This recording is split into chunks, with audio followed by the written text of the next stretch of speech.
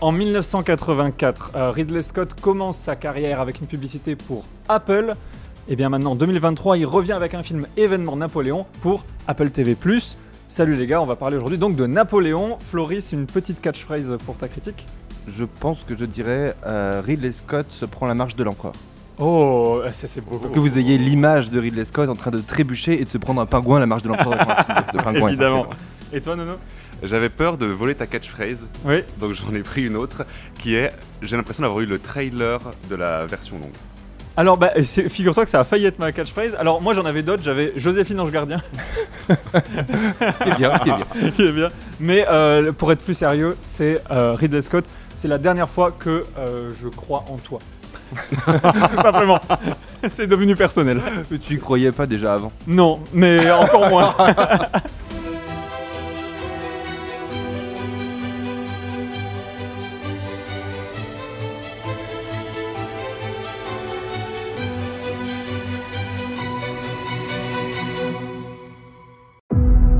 Spoiler alerte, l'émission qui meurt à la fin. J'ai l'impression qu'une fois de plus, on est tous d'accord. Elle est sympa cette émission qui divise. Non mais je me suis dit, on va mettre 3 personnes autour de la table, il y en a au moins un qui va pas être Je d'accord. suis sûr qu'on n'est pas d'accord pour les mêmes raisons, parce que moi je suis plutôt habituellement très client de ce que fait Ridley Scott, et toi pas du tout, donc on est certainement en accord pour... on est agree to disagree. Ouais, c'est ça un peu. En fait, le truc, c'est que moi, ma cinéphilie a démarré avec un film de Ridley Scott. Alors, il y a plein de choses qui ont façonné mon amour pour le cinéma, mais c'est vrai que Alien, le premier...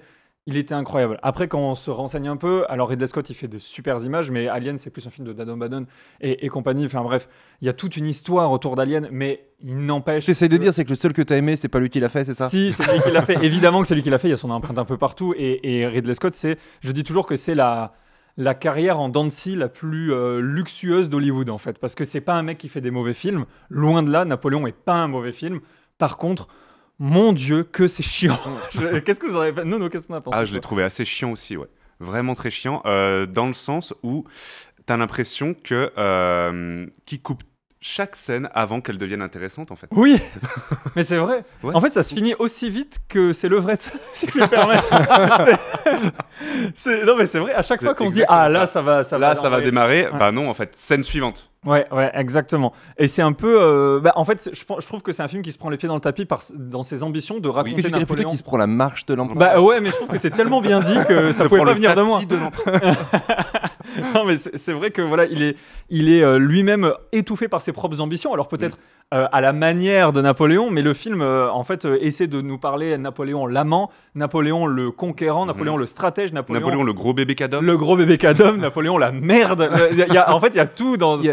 J'avais moi comme mot en sortie de projection qui était un film prétentieux. Je trouve que ce film est extrêmement Ils ont voulu prétentieux trop en faire. dans la manière de le traiter, et pour autant il partait avec plein de difficultés, ce film.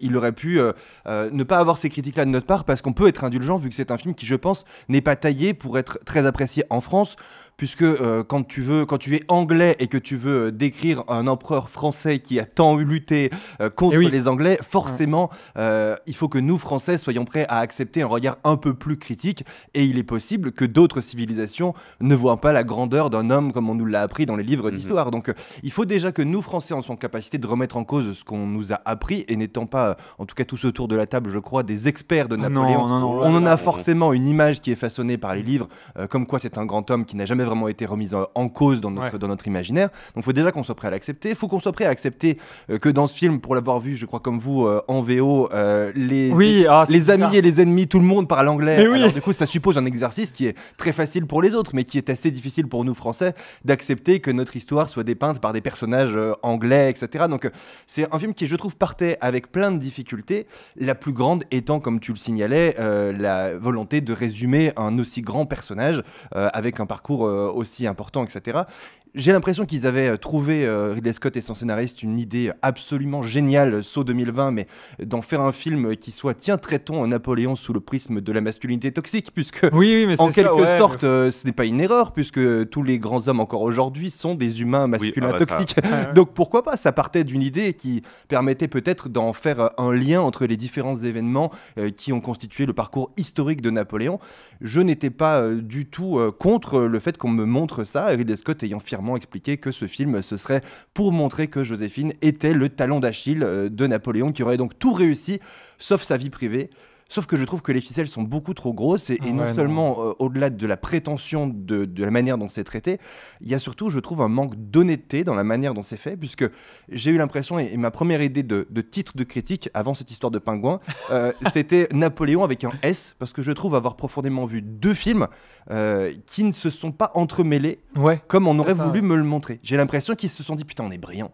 On a trouvé une idée géniale, on va raconter Napoléon à travers Joséphine et on va montrer qu'en fait, toutes ces actions de grand homme ont été dictées par, quelque part, ses échecs ou ses difficultés ou ses passions de la vie amoureuse. Ce qui en plus est faux dans la réalité, mais c'est pas grave. Exactement, film, mais ce qui sonne faux et le fait que c'était faux dans la réalité, au moment de voir le film, moi je ne le savais pas. Je moi je me suis Napoléon. renseigné après. C'est en se renseignant qu'on se dit, putain, ça sonne faux. Et en fait, c'est faux. Les dates de, en fait, on nous décrit dans les grandes lignes, en gros, que à chaque fois qu'il prend une décision de conquête de pouvoir, c'est pour la conquérir elle. Enfin, toutes ces grosses ficelles là, qu'il revient de l'île dans laquelle il est exilé parce qu'elle est malade, c'est faux.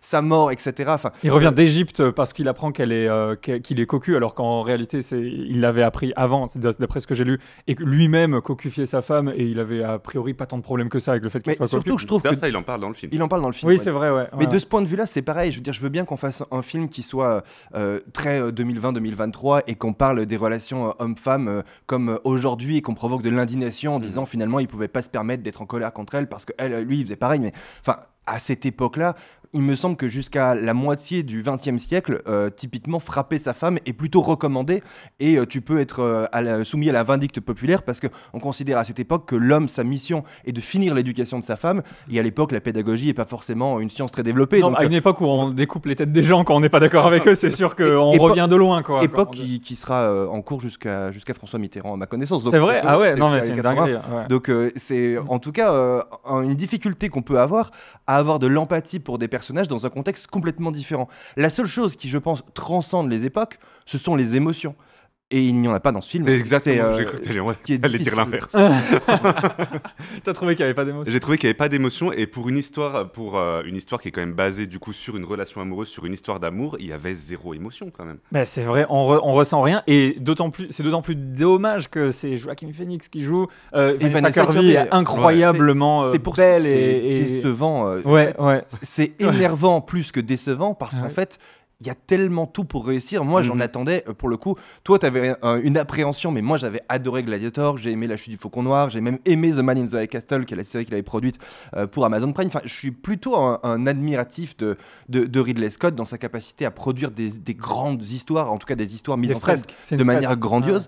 Et j'avais aimé que dans Gladiator, typiquement, il revisite le péplum, où justement, dans Gladiator, il y a une histoire très personnelle qui, pour le coup, marche très bien et qui est portée par une musique absolument phénoménale d'Hans Zimmer. C'est pas le cas ici. Les émotions totalement absentes. La musique est totalement absente, à part la peut-être bonne idée, mais encore une fois, grosse ficelle, de nous mettre des polyphonies corses pour un général corse. Oui, c'est une super idée, mais enfin, globalement, on a l'impression un peu d'un réalisateur qui s'est dit, bon voilà, Coco, moi je sais faire des films, donc ce qu'on va faire, c'est que ça, on va vous le raconter, on va mettre une histoire d'amour entre les deux, c'est elle qui va driver le truc, c'est comme ça qu'on raconte les histoires. Et d'ailleurs, quand on lit un peu les interviews de Ridley Scott qui parlent de ce film-là, il dit, voilà, ce film, il fallait le raconter comme je l'ai fait, parce que l'histoire à raconter, c'est Joséphine, etc. Mais il ne la racontera jamais, ça ne s'entremêle pas du tout. C'est faux. Et je ne sais pas pourquoi, il y a un côté pilotage automatique de tout. En fait, il a voulu faire 2 films, sauf que je pense que c'est très difficile de faire un film social, entre guillemets, qui raconte un personnage dans son intimité. Je pense qu'il ne sait pas faire et qu'il ne s'est pas posé la question de quelqu'un d'autre saurait peut-être le faire plus que moi, et que pour lui, ça suffit, la simple idée que une femme ou une faiblesse a permis de conquérir le pouvoir. Mais pourtant, il y avait une histoire très intéressante. Mais en fait, il y a peut-être un bon film là-dedans, et je vous pose la question, est-ce que le bon film, il n'est pas dans la version longue qu'on nous a promis, qui fait plus de 4 heures? Est-ce que c'est ça qui manque, d'après vous? C'est possible, justement, parce que moi, c'est le sentiment que ça m'a donné, c'est qu'en fait, comme on disait tout à l'heure, les scènes sont coupées, et tu vois qu'il manque des choses entre 2 scènes. Par exemple, la fois où il s'engueule avec Joséphine en lui disant « Mais tu n'es rien sans moi, tu n'es rien sans moi », et genre 30 secondes après, ils sont tous les deux sur le canapé, et c'est elle qui lui fait il n'y a pas eu, oui, c'est vrai, c'est toi qui n'es rien sans moi. Enfin, tu le vois, en fait, qu'il manque une scène. Pareil, quand il devient empereur, à quel moment il est devenu empereur en fait? Pourquoi on n'a pas vu ça? C'est vrai. Non, mais Il c'est manque vrai qu'il y a énormément de scènes qui, je suppose, sont dans la version longue en fait et qui permettraient peut-être d'en faire un grand film. Mais en même temps, comme vous disiez, ce sont tellement deux choses qui ne s'entremêlent déjà pas dans la version courte que j'ai vraiment peur que la version longue soit juste encore plus chiante. Ouais, encore plus rompiche, Mais quoi. en fait, je pense que déjà, c'est une erreur de vouloir en faire un film, alors qu'il faut clairement en faire une série. Oui, C'est ouais, c'est vrai. raconté autour de batailles qui feraient des très bonnes fins d'épisodes. Oui. Et c'est peut-être ce qu'ils finiront par faire, parce que je crois que la version de 4 heures dont on parle comme une rumeur n'a pas encore été officialisée par Apple TV et Ouais. Apple Plus, je crois on dit ça. Apple TV+. Apple TV Plus. Ouais. C'était presque. Ils ont tout mis dedans. tout premium. Prime. En tout cas, je souhaiterais pour le rythme, mais comme beaucoup de films maintenant, je trouve qu'on n'est plus, on est des générations tellement dopées par les séries et la narration des séries avec des enjeux, des climax à chaque fin d'épisode, que de voir un film de 2h15, généralement, c'est toujours trop long. Et là, Donc c'est encore 2h38, plus long. Ouais, ouais. Et donc je pense qu'on n'est plus habitué, alors qu'un découpage sériel m'aurait paru plus intéressant, surtout qu'il y a des grandes batailles à chaque fois. Oui. Néanmoins, ça n'enlève pas la dualité entre faire un film psychologique, qui était certainement très intéressant, parce que pour le coup, de nous dépeindre Napoléon comme un piètre amant, très bien, mais moi aussi étant un piètre amant, ça ne m'a pas fait pour autant envahir la Russie. Donc il y a certainement autre chose à aller chercher que l'idée même que le fait d'être un piètre amant ait fait ce grand homme, Ah en oui, tout oui. cas ce grand homme tel que l'histoire l'a retenu. Donc il y a quelque chose à aller chercher dans la psychologie du personnage qui n'est pas traité là-dedans. Il y a dans le personnage de Vanessa Kirby quelque chose aussi à aller chercher qui est sans doute très intéressant, c'est que c'était une noble, une bourgeoise qui a permis à Napoléon de rentrer dans les sphères. Sa conquête du pouvoir à Napoléon, elle a l'air d'être super intéressante dans l'histoire. Moi je la connais pas l'histoire, mais j'aurais aimé qu'on me la raconte. On me la Ouais. raconte pas. En fait, C'est tout ce vrai. qui est intéressant n'est pas raconté. Et il y a un autre truc aussi qui fait qu'on a très peu d'émotions, en tout cas je pense que ça y contribue, c'est que il est tout seul. Et personne ne parle jamais de lui. Aucun Oui. personnage Oui. secondaire, alors qu'il existe des gens brillants qui ont marqué l'histoire aussi, comme Talleyrand à l'époque. En fait, les autres personnages sont complètement muets vis-à-vis de Napoléon, alors qu'il pourrait en décrire la psychologie, parce que c'est souvent comme ça qu'on fait. C'est difficile de décrire la psychologie d'un personnage aussi stoïque et silencieux que Napoléon, en tout cas tel qu'il est filmé dans le Ouais, Ridley non, Scott. mais là, il boude, quoi. Mais C'est il un aurait pu bulldog. avoir d'autres personnages qui en parlent en disant voilà, il est en train de se fourvoyer, etc. Mm. Personne n'en parle jamais. Et puis à un moment donné, il est chaud. Et puis il y a des gars sortis de nulle part qui disent bah maintenant tu vas abdiquer, mec. Ouais, Mais ouais, attendez, c'est- il avait il pris le manque- pouvoir, il oui. était un dieu sur terre avec la couronne sacrée par le pape. Ou alors, enfin, toute cette géopolitique là, elle était sans doute très intéressante pour quelqu'un comme moi qui n'y connaît rien. Et en fait, on ne me l'aura pas appris. Donc, on ne Ouais. m'a appris ni la psychologie, ni la géopolitique, et encore moins la stratégie militaire, qui pour le coup, et je pense qui sauve ce film, parce que Ridley Scott, malgré tout, reste un grand réalisateur de Ah oui, scènes oui, épiques. il sait faire des images. Il sait faire des images, Voilà. mais il est en pilotage automatique, c'est-à-dire que ce sont des scènes de bataille impressionnantes, mais on l'a les a déjà vues. Ouais, exactement. Exactement Ouais, ce ouais. que j'allais dire. C'est la bataille d'Austerlitz. Elle aurait été tellement parfaite si on nous l'avait pas complètement spoilé dans la bande-annonce. Ah non, mais même, Mais même au-delà déjà de- vu des- dans le Ah oui, cinéma. déjà vu Dans le cinéma, ouais. typiquement de Gladiator, etc. Ouais. Quand il vient filmer la bataille de 10 minutes dans Gladiator, Oui. moi, ça m'apporte quelque chose, en tout cas aux spectateurs du film que j'étais à l'époque, qui avait encore pas vu grand-chose dans la vie sans doute, mais je l'avais trouvé impressionnante. Mais le truc que j'ai adoré justement dans les batailles, alors il y a des trucs que j'ai détestés, vous en avez bien, je vous ai déjà dit, mais je vais en rajouter en une couche. J'ai détesté la photo, je trouve que Exactement, visuellement, moi c'est pareil. horrible. Enfin, Horrible la photo. C'est la chute du faucon noir. Eh ben, moi, j'avais bien aimé la chute du Faucon Noir parce que je trouve qu'il y avait une photo qui avait du sens. oui, ça avait par du rapport à sens, ce que l'histoire mais le racontait. problème c'est que Là, ça je va ne pas, ouais. comprends pas la photo Mm. et voire même je trouve qu'elle dessert le film puisque comme on le Totalement. disait en début d'émission, je trouve qu'on a vraiment deux films qui sont taillés pour s'entremêler. D'un côté, le film à costume Ouais. en Ah oui. intérieur de dialogue, mais en fait, comme tu le disais, Nono, les dialogues sont tronqués, etc. Et puis c'est censé entremêler avec le terrain et la bataille, sauf que c'est réellement deux films et à l'étalonnage, il y a rien. On aurait pu aller nous chercher, je sais pas, des petites subtilités de couleurs complémentaires Mais oui, qui bien allaient sûr, montrer la évidemment, complémentarité entre les deux parties. Ça n'est pas fait. Et je trouve que la photo, enfin, je me suis même pris à dire, mais attendez, c'est la première fois qu'il tourne en numérique. Mais Ou oui, quoi mais Parce c'est que vrai, c'est on a pas beau, l'impression que bleu, c'est moche. vilain et Ouais, c'est surtout bleu-gris. Ouais. extrêmement mal éclairé. Oui. Euh, Genre c'est le challenge de ne pas éclairer les visages quoi, c'est Exactement. vraiment ça. Et en fait tu C'est sens bizarre. que c'est parce que moi j'ai l'impression que Apple, Netflix et compagnie ils disent on doit vendre notre offre HDR et comme ça on mettra des films qui sont très adaptés à la technologie et les gens seront contents d'utiliser leurs écrans comme ça, mais en fait c'est juste moche. Enfin moi ça fait moi très j'ai longtemps trouvé que vraiment très choquant que ce soit si vilain, Oui. d'autant plus que j'ai fait l'erreur de vouloir aller le voir en IMAX. On l'a tous Zéro vu en scène en IMAX pour le coup, enfin au rapport IMAX. ouais, alors par C'est- contre le c'est son c'est une grande salle, le son Ah, le est son est impressionnant et très incroyable. percutant, mais pour le coup la technologie IMAX Valait pour pas moi le c'est coup pas du le son. ah ouais non Et bien vraiment, sûr, c'est très ouais. choquant. En tout cas, pour moi qui suis en ce moment en train de regarder toute la lumière que l'on ne peut peut voir, voir. c'est plus le nom exact, sur Netflix, qui est une série, pour le coup, tourné en France en anglais par des Anglais avec les mêmes contraintes de départ, mais qui est extrêmement bien éclairé. Je trouve que le contraste est très frappant avec ce film qui est d'une fadeur. On a vraiment l'impression qu'il n'y a pas eu d'étalonnage, en tout cas pas eu d'ambition artistique d'étalonnage, seulement l'idée de mettre un filtre bleu pour dire bon bah clairement si on filtre pas là, on va voir que l'herbe elle est verte et que c'est tourné à la caméra numérique. Enfin, il y a un manque de travail et quelque part j'ai trouvé aussi une justification là-dessus dans les interviews de Ridley Scott qu'il a pu donner à la presse, qui est d'annoncer fièrement, c'est pour ça qu'on en revient à l'idée d'un film prétentieux qu'on avait au départ. Il dit voilà, c'est un film qu'on a tourné en 61 jours, là où normalement il faut plus du double. Mais mec, il n'y a pas de quoi être fier d'avoir bâclé en fait. C'est clair. Pour moi, il a bâclé ce film et il se permet d'en être fier parce que clairement, si on réfléchit comme ça, bah oui, 60 jours pour tourner un film de cette ampleur. Il dit voilà, les batailles, on les a tournées en un jour. Mais mec, ne te vante pas de ça parce que on voit que si tu avais eu plus de temps, en tout cas plus l'envie, il aurait pu être meilleur. Parce que les scènes de bataille, elles sont chouettes, mais il n'y a rien qui transcende, alors que je pense qu'il avait le talent de ne pas être en pilotage automatique. Ce que j'ai bien aimé, justement, c'est la violence, même le sang qui est très en frontal. On ne nous cache pas la violence, et c'est raccord avec un des thèmes du film qui est de déconstruire cette figure en mode c'est un conquérant, ok, mais c'est un vrai tyran. Qui a fait beaucoup de mal. D'ailleurs, le film se termine avec un body count, quoi. Enfin, c'est vraiment ça. Pour le coup, là encore, quand on regarde un peu j'ai lu quelques articles d'historiens pour essayer de combler mes lacunes. C'est un peu l'avantage, peut-être le seul de ce film, c'est qu'il donne envie d'en savoir plus, ne serait-ce sur ce qui est vrai ou pas vrai. Donc, quelque part, on en apprend quelque chose pour nous-mêmes en faisant des recherches. Mais en gros, les historiens trouvent qu'il y a une apparente contradiction entre le nombre de morts qui est étalé à la fin comme relevant de la seule responsabilité de Napoléon, alors que semblerait-il, dans l'histoire, Napoléon était surtout en défensive. Il aurait plutôt été prophète de la paix, qu'il aurait d'ailleurs même signé avec les Anglais, et ce sont les Anglais qui ont rompu la paix, ce qui n'est pas indiqué dans le film réellement, et surtout l'ensemble des autres empires qui, envieux du succès de la France, attaqueraient sans cesse Napoléon, et de fait il était en position de défense alors même que c'était pas forcément sa volonté première.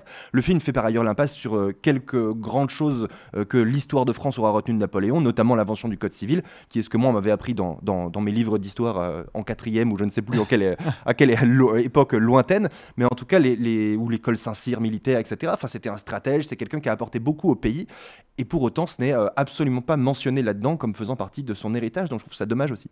Non, mais c'est clair. Puis en fait, quand on voit, en fait, il essaie de rendre attachant Napoléon. En tout cas, c'est comme ça que je l'ai vu, parce qu'il a beaucoup d'ambition, il est nul au lit. J'ai dit, c'est un film sur moi. Exactement, mais c'est ce que je disais. Mais pour autant, comme je te disais, on n'a pas envahi la Russie, donc. Mais oui. Mais non, mais ouais, c'est. J'ai l'impression que c'était. Enfin, plus j'ai regardé le film, plus je me suis rendu compte que c'est pas vraiment un film historique. En fait, ça relève même plus de l'ordre de la fiction.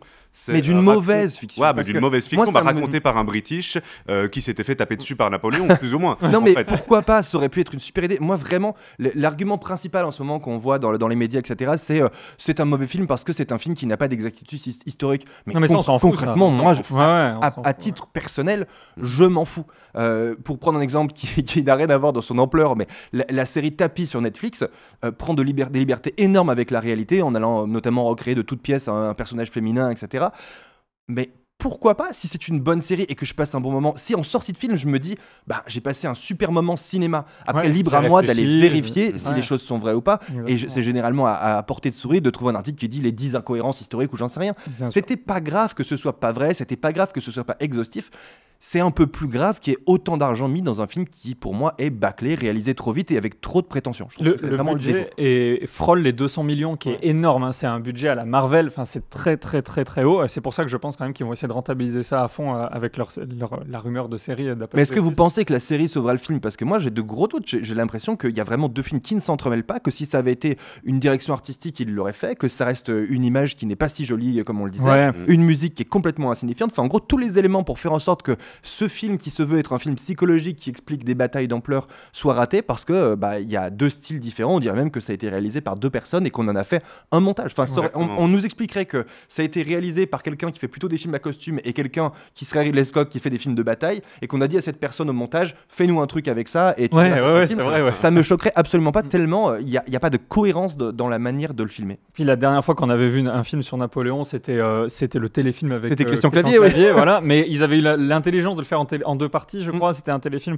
c'était très long parce que, alors c'était pas forcément un chef-d'œuvre, loin de là, mais au moins ils avaient compris peut-être l'ampleur du personnage qu'ils étaient en train d'adapter. Donc ouais, j'ai l'impression que beaucoup trop. En fait, peut-être que Ridley Scott, on pourrait le rapprocher d'un Napoléon avec son ambition démesurée qui finira par l'étouffer et à l'exiler peut-être de son public. Donc on verra bien un petit peu ce qui va découler de ça pour sa carrière. En tout cas, il marche bien parce que il est sorti pour Thanksgiving en face du Disney Wish, que l'on chroniquera la prochaine fois d'ailleurs. Et il est au-dessus en termes de chiffres. C'est marrant qu'un film qui est quand même assez excluant parce que c'est pas du tout le film familial qu'on va aller voir, voilà. Eh ben, il est en train de mieux marcher que le Disney, donc ça dit aussi quelque chose de aux États-Unis, tu veux dire? Oui, aux États-Unis, ouais, bien sûr. Il est pas encore sorti en France, le Wish là. Mais je pense que probablement, comme je disais au début, pour d'autres nations qui ne voient Napoléon comme un personnage qu'ils ne connaissent sans doute même pas, peut-être que les incohérences qu'il peut y avoir, en fait, peut-être que quand on part avec une idée vierge de ce personnage-là, on se laisse plus facilement emporter dans la narration qu'on nous propose. C'est possible. Néanmoins, je reste assez convaincu que c'est un mauvais film, que l'on soit français ou pas, ça reste un film qui est fait avec de trop grosses ficelles et trop peu d'honnêteté intellectuelle pour que ce soit brillant, intelligent et subtil surtout. Ouais, on est un peu tous d'accord, je crois, hein, là-dessus. J'aurais adoré l'adorer parce que vraiment, je voue un culte à Joaquin Phoenix et encore plus à Vanessa Kirby depuis Piece of a Woman, que j'avais adoré et donc j'en attendais énormément. Et là, je suis resté dans l'incompréhension. Parfois, des films sont sauvés par des acteurs, typiquement en salle toujours en ce moment, il y a l'Abbé Pierre dans un autre registre, hein, mais qui pour moi est sauvé par la performance de son acteur bien plus génial. Que par la réalisation. Okay. Mais là, ce n'est pas le cas. Et oui, et puis je voulais juste terminer aussi en disant qu'il sort dans un contexte de cinéma où, en fait, l'année cinéma qui vient de s'écouler nous rend plus exigeants vis-à-vis des biopics, parce qu'on a eu quand même Oppenheimer qui est non seulement, se contente pas d'être qu'un excellent film. Bon, c'est quasiment un chef-d'œuvre et ça a mis une nouvelle référence de comment on adapte une histoire vraie du mieux possible et le plus engageante possible pour un public de 2023. Et comment un réalisateur peut faire de la réalisation à partir de l'histoire. Mais oui, il ne s'agit pas de faire un documentaire là. Si Ridley Scott veut faire un documentaire de reconstitution pour faire des images d'illustres pour un documentaire sur les batailles, à la limite très bien, c'est ultra premium, mais pourquoi pas. Mais à un moment, s'il n'y a pas la perfection historique, parce qu'on fait des licences d'auteur sans arrêt pour raconter une histoire, il faut que cette histoire soit magique, il faut que cette histoire soit incroyable, et il faut que la mise en scène le soit aussi. Et là, non, je pense qu'on est tous d'accord. Nono, t'es d'accord aussi. D'accord.